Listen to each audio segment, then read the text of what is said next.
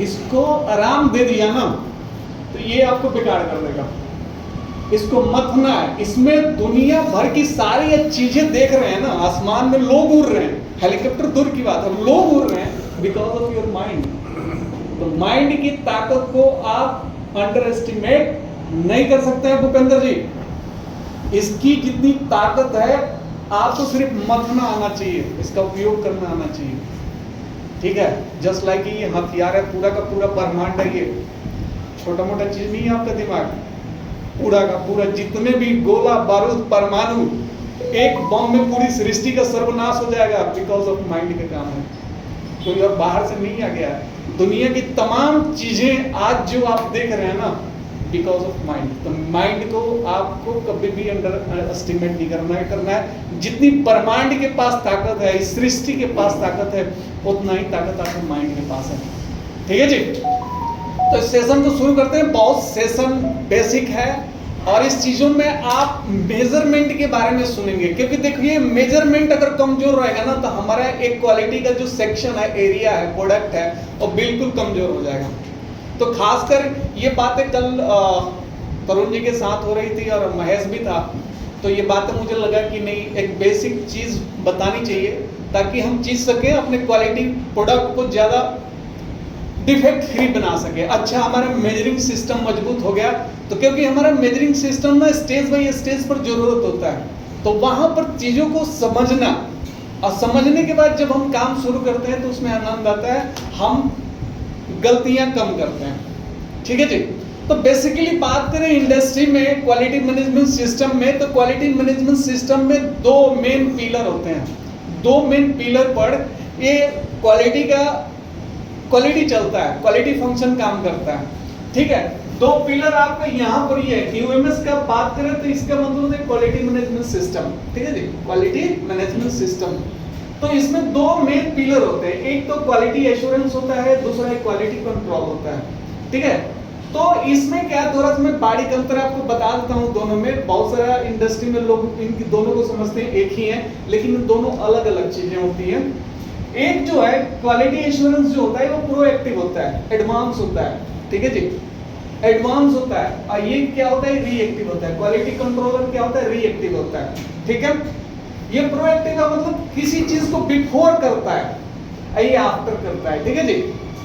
उसके बाद ये प्रिवेंटिव है, प्रिवेंटिव एक्शन लेने में माहिर है, प्रिवेंट करता है चीजों को। ये ऐसे रोक देने से ये चीज खराब नहीं होगा, ऐसे कर देने से ये चीज सही हो जाएगा। तो प्रिवेंशन का काम ये करता है, ठीक है जी। अब करेक्टिव काम, कोई चीज हो गया उसके ऊपर जब काम करता है तो क्वालिटी कंट्रोलर काम करता है, क्वालिटी कंट्रोल काम करता है, इसको बोलते हैं करेक्टिव, ठीक है जी। अगर इधर जाए तो ये प्रोसेस ओरिएंटेड बंदा होता है। क्यूए का बंदा क्या होता है, प्रोसेस को रोबस्ट बनाता है। जितने भी प्रोसेस हैं, चाहे वो मटेरियल उठाने से लेकर अब पैकिंग तक, क्या क्या स्टैंडर्ड लगेगा, कैसे ट्रेसिंग होगा, कैसे पार्ट नंबर लिखा जाएगा, उस सारा का सारा जो डिफाइन करता है वो क्यूए करता है। इसलिए प्रोसेस को हर स्टेप पर वो मजबूत करता है। और ये क्या करता है, प्रोडक्ट ओरिएंटेड होता है। जो चीज हुआ है सही है कि नहीं है, बैच कोड सही लगा है कि नहीं लगा है, उस पर क्वांटिटी सही है कि नहीं, सही है कि नहीं है, तो सारा का सारा क्वालिटी कंट्रोलर का काम होता है। अगर ये बात करें, एक और उदाहरण लें, तो ये वेरीफाई करता है, चीजों को वेरीफाई करता है, एक एक चीज को एनालिसिस करता है कि यहाँ पर क्या त्रुटि तो नहीं है। तो ये वेरिफिकेशन करता है, ये वैलिडेशन करता है। वैलिडेशन का मतलब होता है उसको मेजर करता है, चेक करता है, टेस्ट करता है, चेक करके देखता है परफॉर्मेंस इसका सही है कि नहीं है, इसका आउटपुट सही है कि नहीं है। तो ये काम ये करता है, ठीक है जी, क्लियर है। अब आगे बढ़ते हैं थोड़ा सा। देखिए, अगर हमारा मेजरिंग सही नहीं है, मेथड मेजरिंग सही नहीं है, तो हम अच्छा परफॉर्मेंस नहीं कर पाएंगे, ना तो रिसीविंग एरिया में कर पाएंगे, ना इन प्रोसेस में कर पाएंगे, ना फाइनल पर कर पाएंगे। क्योंकि जो इन एरिया पर काम करने वाले लोग होते हैं ना, उनका मेजरिंग इंस्ट्रूमेंट के बारे में ज्यादा नॉलेज होनी चाहिए, ताकि वो चीजों को अच्छे तरीके से मेजर कर लें, ठीक है। मैं उसका मतलब है कि यहाँ पर जो ये लोग होते हैं, जैसे रिसीविंग इंस्पेक्टर हो गया, इन प्रोसेस इंस्पेक्टर हो गया, पीडीआईआर इंस्पेक्टर हो गया, फाइनल इंस्पेक्टर हो गया, वो क्या करते हैं कि मेजरिंग इंस्ट्रूमेंट में अगर मास्टर हैं तो वो प्रोडक्ट ऑडिट फटाफट करते हैं। ले ऑडिट भी करना होता है, क्योंकि सारा का सारा पैरामीटर को जो ड्राइंग में दिया होता है उसको चेक करना होता है। तो वही कर सकता है जिसको नॉलेज हो कि ये पैरामीटर, ये डायमेंशन कैसे चेक होगा, किस विधि से चेक होगा, किस व्यवहार से चेक होगा, वो चीज करने के लिए मेजरिंग इंस्ट्रूमेंट की नॉलेज होनी चाहिए। ठीक है जी। तो यहाँ पर क्या है, प्रोडक्ट ऑडिट उनको करना है, ले ऑडिट करना है, प्रोसेस इंस्पेक्टर करना है, पीडीआई रिपोर्ट बनाना है। तो इस केस में मेजरिंग इंस्ट्रूमेंट का बहुत बड़ा कंट्रीब्यूशन होता है कि कौन सा विधि है, कैसे मुझे रेडियस को चेक करना है, कैसे मुझे प्रोफाइल को चेक करना है, कैसे मुझे एंगल को चेक करना है, कैसे मुझे सरफेस को चेक करना है, कैसे मुझे हार्डनेस को चेक करना है। तो ये जब तक मेजरिंग की पकड़ नहीं होगी ना, तो आप पार्ट को सही ढंग से चेक नहीं कर पाओगे। ठीक है जी। तो मेजरिंग नॉलेज होना बहुत ज्यादा जरूरी है। ठीक है। अब इंडस्ट्री में मेजरिंग होते कितने प्रकार की हैं, तो मैं आपको बताऊं कि इंडस्ट्री में 3 तरह का मेजरिंग इंस्ट्रूमेंट यूज होता है। ठीक है जी। 3 प्रकार का मेजरिंग इंस्ट्रूमेंट यूज होता है। एक तो मैकेनिकल मेजरिंग इंस्ट्रूमेंट यूज होता है, बर्नियर हो गया, प्रोफाइल प्रोजेक्टर हो गया, ठीक है, डिजिटल माइक्रोमीटर हो गया, ये मैकेनिकल टाइप का मेजरिंग इंस्ट्रूमेंट होता है। दूसरा इलेक्ट्रिकल मेजरिंग इंस्ट्रूमेंट होता है, क्योंकि हमारे इंडस्ट्री में क्या होता है, मशीनें होती है जो इलेक्ट्रिक बेस पर चलती है, बहुत सारे इक्विपमेंट होते हैं हमारे जो बिजली से चलते हैं, तो उसके लिए भी बिजली का उपकरण चेक करने के लिए हमारे पास मेजरिंग इंस्ट्रूमेंट होता है। और तीसरा होता है इलेक्ट्रिकल मेजरिंग इंस्ट्रूमेंट। मशीन में प्रेशर होते हैं, हाइड्रोलिक प्रेशर होता है, टेलीस्कोप का प्रेशर होता है, उस प्रेशर को चेक करने वाला जो होता है उसको चेक करता है इलेक्ट्रॉनिक मेजरिंग मशीन होता है। ठीक है जी। तो ये 3 तरीके का मेजरिंग इंस्ट्रूमेंट हमारे संस्था में, हमारे इंडस्ट्री में, सभी इंडस्ट्री में लगभग यूज होते हैं, यही चीज यूज होता है। अब बात आती है कि ज्यादा क्वालिटी के लोगों को क्या चेक करना होता है, तो क्वालिटी के लोगों को ज्यादा से ज्यादा check mechanical measuring instrument check करना होता है। ठीक है जी। बाकी इनके लिए इलेक्ट्रिकल पर्सन होता है, इलेक्ट्रॉनिक पर्सन भी हर डिपार्टमेंट होता है, वो चेक करते हैं। लेकिन इन मेजरिंग इंस्ट्रूमेंट के अलावा हमारा जो क्वालिटी कंसर्न मेजरिंग इंस्ट्रूमेंट होता है वो है मैकेनिकल मेजरिंग इंस्ट्रूमेंट। तो मैं आपको बता दूं, mechanical measuring instrument, Mithlesh, mechanical measuring instrument 4 प्रकार के होते हैं। इसी पर इंडस्ट्री चलती है, ये बात छोटा मोटा नहीं है, पूरी उम्र घूम के आओगे ना कोई नहीं समझाएगा। बहुत लकी हो आप सब लोग कि मौका मिला हुआ है चीजों को सीखने और समझने का, इसीलिए आपकी ध्यान बिल्कुल जगह पर होना चाहिए, नहीं तो मेरी ध्यान आप पर गई तो फिर दिक्कत होगी। बेहतर यही है कि चीजों को सीख के समझ के किया जाए। तो मैकेनिकल मेजरिंग इंस्ट्रूमेंट हम इंडस्ट्री में यूज करते हैं। उसका मतलब होता है, पहला हम लीनियर मेजरमेंट करते हैं। लीनियर में क्या होता है, जो जिसकी हम लंबाई मेजर करते हैं। ठीक है। उसके लिए हम हाइट गेज यूज करते हैं। ठीक है। बर्नियर यूज करते हैं। ठीक है। उसके लिए हम स्केल का भी यूज करते हैं। तो वो उस टाइप का जो मेजरिंग होता है जिसका लंबाई हम चेक करते हैं, उसको हम लीनियर मेजर करते हैं, जिसमें हमारा डाया भी आ सकता है।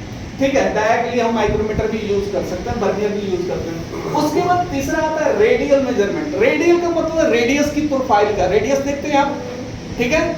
तो रेडियस को मेजरमेंट करने के लिए हमारे पास रेडियस गेज होता है, कंटूर होता है, सीएमएम होता है, प्रोफाइल प्रोजेक्टर होता है। इंडस्ट्री में 4 प्रकार का ही मेजरमेंट होता है, 5वां नहीं होता है। बिल्कुल आप ध्यान से समझ लेना। ठीक है जी। में होता है सर। हाँ जीडीएनटी। अरे जीडीएनटी का तो सीएमएम बता रहा हूँ ना, कहाँ ध्यान है तुम्हारा। देखिए रेडियल मेजरमेंट में आ गया। ठीक है। आपकी क्या चेक करता है, रेडियस। रेडियस का पार्ट की प्रोफाइल जो होती है ना, ड्राइंग की प्रोफाइल में रेडियस मांगता है। तो रेडियस के लिए हम रेडियस गेज चेक करते हैं, कंटूर से भी चेक करते हैं, सीएमएम भी करते हैं, प्रोफाइल प्रोजेक्टर से भी। एक तो क्या है, ये चेक करने का विधि है, ये किस विधि से, किस इंस्ट्रूमेंट से आप चेक करोगे, वो चीज ये है। ठीक है जी। दूसरा होता है आपका angular measurement. Basically angular measurement क्या होता है, जिसमें हमारा पार्ट जो है एंगल में बना होता है, एंगल में होता है, जिसमें डिग्री होती है। उसको चेक कैसे करते हैं, डिग्री प्रोटेक्टर से करते हैं, प्रोफाइल प्रोजेक्टर से करते हैं, कंटूर से करते हैं, बेवल प्रोटेक्टर से करते हैं। स्पेस कम है, मैंने बहुत सारा नहीं लिखा है, लेकिन एक आपको एक 90% वो विधि बता रहा हूँ जो चीज ये होता है। ठीक है जी। तो एंगुलर मेजरमेंट हो गया। उसके बाद सरफेस प्लेन मेजरमेंट होता है। सरफेस, हम पार्ट की ना सरफेस भी चेक करते हैं। पार्ट की सर्विस भी चेक करते हैं कि इसकी स्मूथनेस कितनी है, ठीक है, इसकी स्मूथनेस कितना है, सरफेस पर फिनिश कितना मांगा है, उसको चेक करने के लिए सरफेस प्लेन मेजरमेंट के लिए हम रफनेस टेस्टर का भी यूज करते हैं जो इंडस्ट्री में होता है। बाकी जो भी कोऑर्डिनेट निकालने वाला चीज होता है, कोऑर्डिनेट करने वाला, पोजीशन निकालने का, ज्योमेट्रिकल चीज का डाटा निकालने का, उसके लिए हम सीएमएम का यूज करते हैं, कंटूर का यूज करते हैं, प्रोफाइल प्रोजेक्टर का यूज करते हैं। लेकिन बेसिकली इंडस्ट्री में इन्हीं चीजों का यूज होता है। क्लियर है? 4 तरह का मेजरमेंट हमने बता दिया, ठीक है, ये बेसिकली यही होते हैं 4 तरीके के। अब आता है थोड़ा सा, मैं बात करूंगा टॉलरेंस की, टॉलरेंस भी समझ लो। बेसिकली आज मैं सोच रहा हूँ बेसिक चीज आपको बताऊं ताकि आपकी अवेयरनेस ज्यादा हो काम के प्रति। टॉलरेंस क्या होता है, किसी भी पार्ट पर दी गई बेसिक जो साइज होता है, ये बेसिक कोई साइज है, ये मान लीजिए कि ये 15 mm है, इस पर मैंने क्या किया, 0.1 की टॉलरेंस दे दिया, छूट दे दिया, डेविएशन दे दिया, तो वो जो है आपका बेसिक साइज पर दी गई छूट को हम टॉलरेंस करते हैं। ये साइज पर ये जो हमने दे दिया 0.1, उस ये दी हुई चीज को हम क्या करते हैं, टॉलरेंस करते हैं, ठीक है जी। तो ये टॉलरेंस हमारा कहां तक चला गया, 9.9 से 10.1 तक, तो इसको कहते हैं छूट, टॉलरेंस करते हैं। बेसिक साइज पर इस पार्ट पर दी गई छूट को हम टॉलरेंस करते हैं। अब बात आती है टॉलरेंस होता है कितने प्रकार की है, ठीक है। तो टॉलरेंस आपकी 3 प्रकार का होता है। एक तो होता है लिमिट टॉलरेंस। लिमिट टॉलरेंस का मतलब हुआ कि 9.9 से लेकर 10 पॉइंट ऐसे ड्राइंग में आपको शो कर देगा, ठीक है, कहेगा कि यहां से यहां तक आपको बनाना है, ठीक है। तो इस चीज को हम लिमिट टॉलरेंस करते हैं, ठीक है। उसके बाद आता है यूनिलेटरल टॉलरेंस। यूनि का मतलब होता है एक तरफा, वन साइडेड को हम क्या बोलते हैं, यूनिलेटरल टॉलरेंस करते हैं। टॉलरेंस का एक ही साइड में जाएगा, प्लस में जाएगा तो प्लस में जाएगा, माइनस में जाएगा तो माइनस में जाएगा, उसी को कहते हैं यूनिलेटरल। एक ही तरफ जाएगा, सिंगल साइड जो टॉलरेंस रहता है उसको हम क्या कहते हैं, यूनिलेटरल टॉलरेंस कहते हैं। क्लियर है, समझ में आ रहा है? और तीसरा होता है बाइलेटरल टॉलरेंस। बाइलेटरल टॉलरेंस का मतलब जिसमें दोनों में हो, नीचे भी हो ऊपर भी हो, उसको हम बाइलेटरल टॉलरेंस करते हैं। जिसमें दोनों साइड में छूट मिलता है, हम प्लस में भी जा सकते हैं और माइनस में भी जा सकते हैं, उसको बाइलेटरल टॉलरेंस करते हैं। क्लियर है यहां तक? यूनिलेटरल एक तरफा, लिमिट टॉलरेंस एक जगह से शुरू किया दूसरे जगह तक जाएगा, जैसे 9.9 से 10.1 तक जाएगा, ठीक है। टॉलरेंस आपको बता दिया, किसी बेसिक साइड पर दी गई छूट को टॉलरेंस करते हैं। बाइलेटरल टॉलरेंस वो जो दोनों साइड में होता है उसको कहते हैं। एक चीज और यहां पर आता है, यूनिलेटरल टॉलरेंस ना अब 2 तरह के होते हैं। यूनिलेटरल टॉलरेंस जो होता है,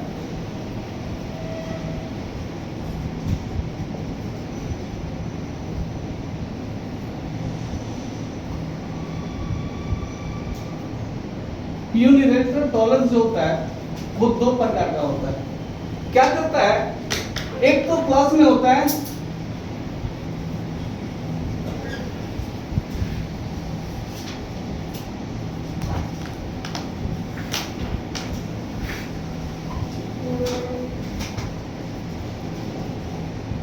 देखिए यूनिलेटरल टॉलरेंस जो होता है 2 प्रकार का होता है।